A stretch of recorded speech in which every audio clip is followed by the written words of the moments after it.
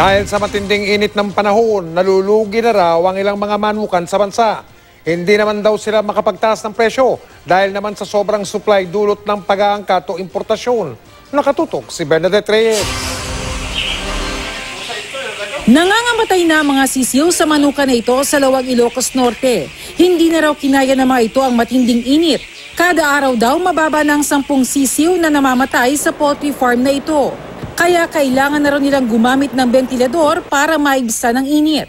Sa Zamboanga City naman, itinigil na ng isang poultry farm ang pag-aalaga ng manok. Madalas daw kasing nagkakasakit ang mga manok dahil din sa init. Mainit na nga, problema pa sa lungsod ang supply ng tubig at kuryente.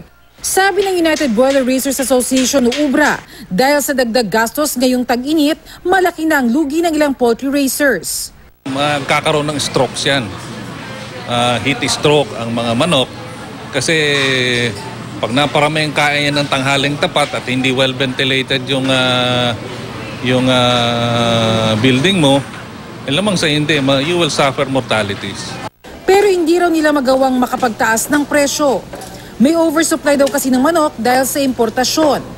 Ayon sa UBRA, merong 32 million kilos na imported na manok na nasa mga cold storage sa buong bansa. Ito raw ang isa sa mga dahilan kaya may oversupply ng manok ngayon. Record yan. Napakataas yan. Kung ihahambing mo yan nung isang taon, yung ganitong period din. 73 pesos lang kada kilo ang farm gate price ng manok ngayon dahil sa oversupply. Base sa formula ng Department of Agriculture, kung ipapatong ang 50 pesos na kita ng mga traders at retailers, dapat 125 pesos kada kilo lang ang suggested retail price ng manok ngayon. Pero sa Tandang Sora Market, mataas pa rin ang retail price ng manok sa 140 pesos kada kilo. Mataas po ngayon ang kuha ng manok namin po. Kaya sa pasa? Medyo naman po, mataas din ang pasa namin.